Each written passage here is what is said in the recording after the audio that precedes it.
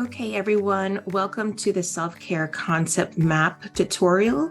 I'm super excited to take you through this today. Creating these self-care concept maps have been life-changing for me. I started teaching how to create self-care concept maps as a professor within a university.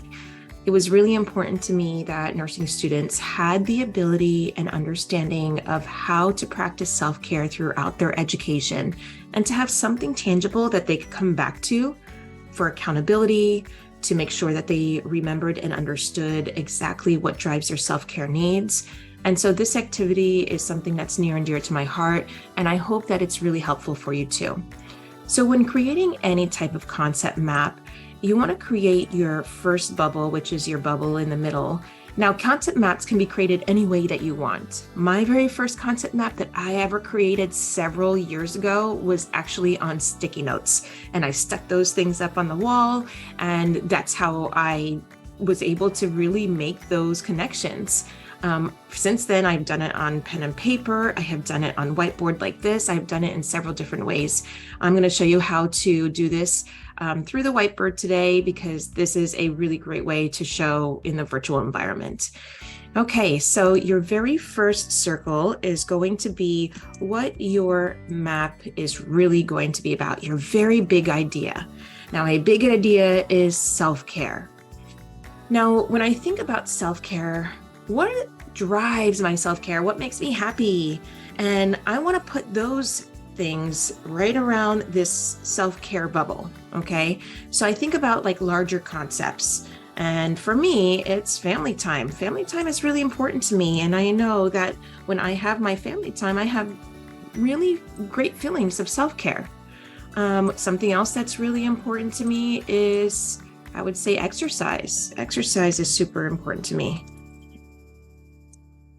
And then finally, I would say another really big concept to me is quiet time. Quiet time is something that I really value. I think that it's important that everyone has quiet time.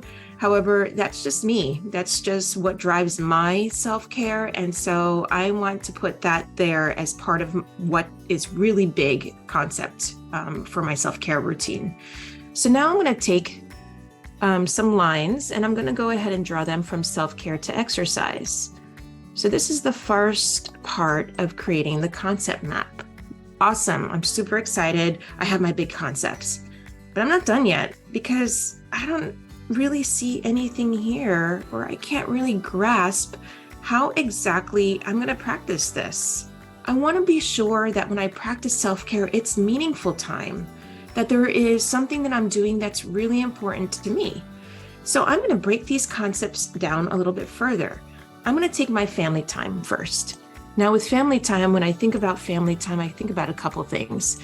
One of the things that our family loves to do is go hiking. Now, I swear that the reason why I really like to go hiking for me is because I like to get exercise.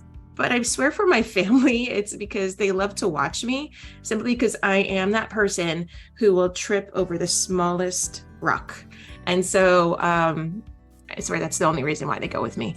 But I love that time because we get to connect, we get to talk, we get to be with each other, we get to, do a lot of things that allow us to be fully with each other in the moment.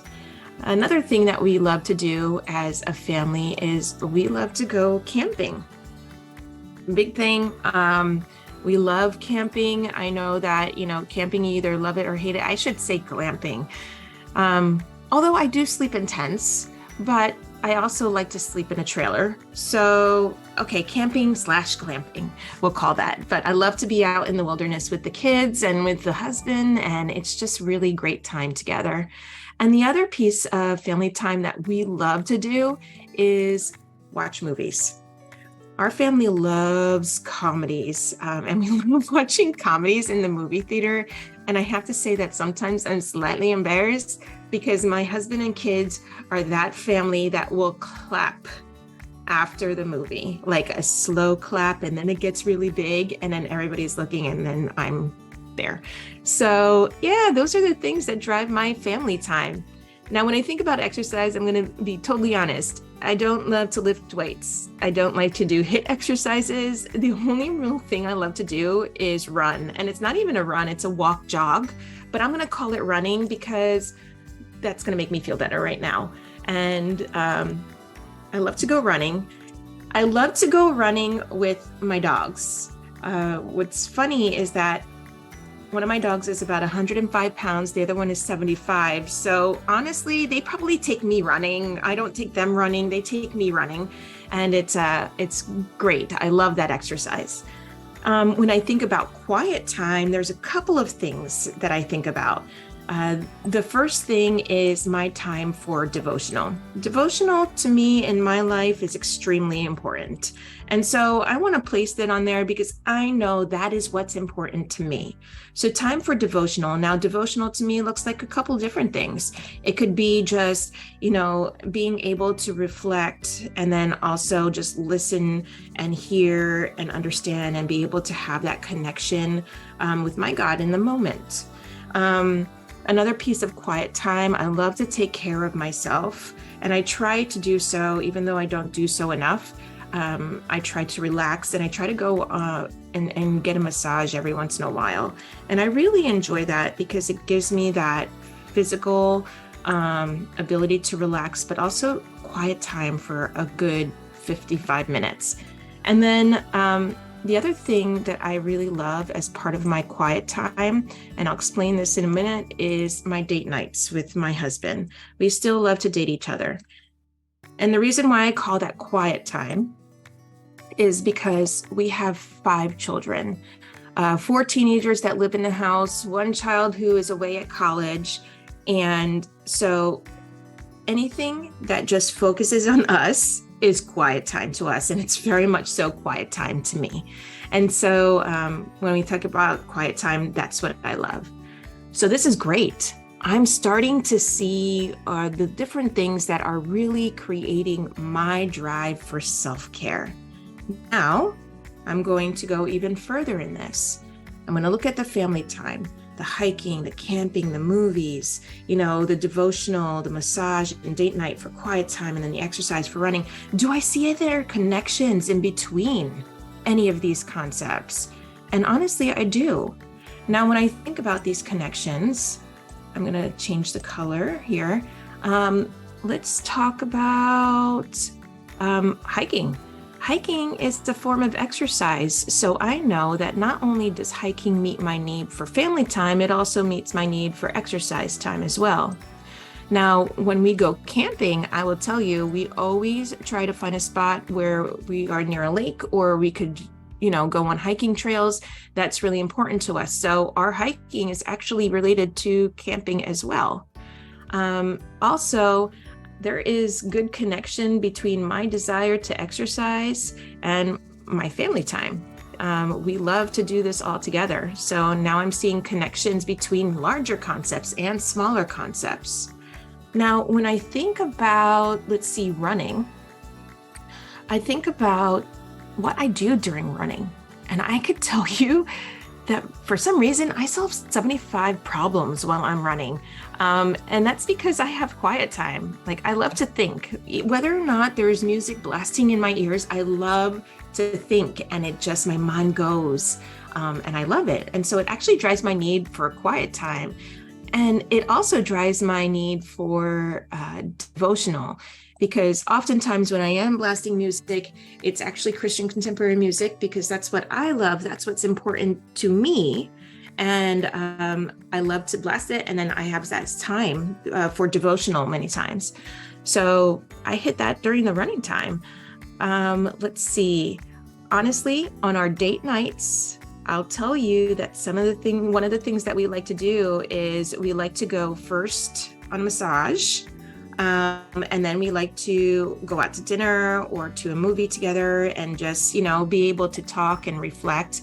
We don't talk during the massage, of course, but, during, dinner time, we often we feel relaxed. We're able just to be in that moment and hit our time for quiet time together.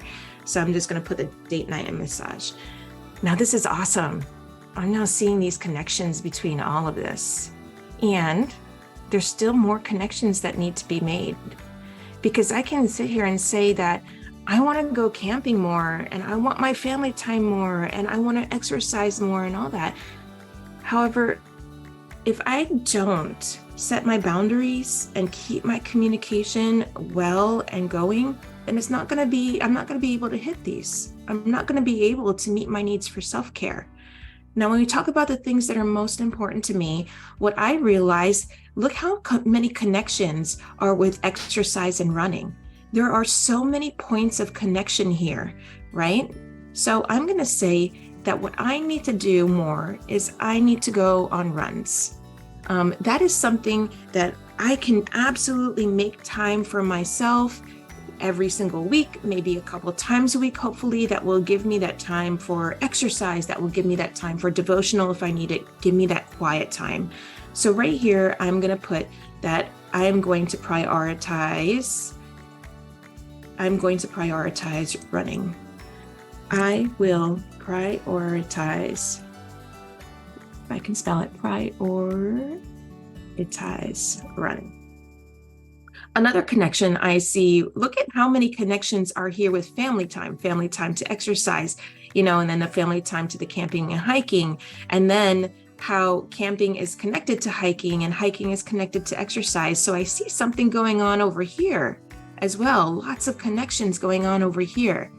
And what I realized is that as I saw those connections, I feel my happiest when we are camping together as a family. Now, I understand that I can't go camping every single week, and I can't go camping, sometimes every single month. And in this Washington weather, there's only a couple months that you could go camping. And what I will say is, with that, I need to prioritize the time that I take with my family, the schedules that we take for camping, and make sure that's communicated well so I can make sure I have that time off of work, off of everything, disconnect and make it. So I'm also going to say, I'm going to prioritize running.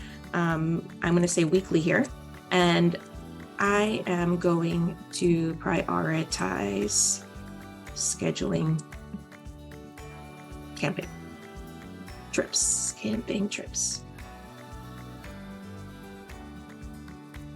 So this is really simplistic, this particular concept map. When I created my very first self-care concept map, it was really, really massive. There was like a lot of lines. There was a lot of things that were going on. And I just wanted to be able to provide you with just a simplistic way that concept maps can really work well in honing down the things that are going to be most important to you.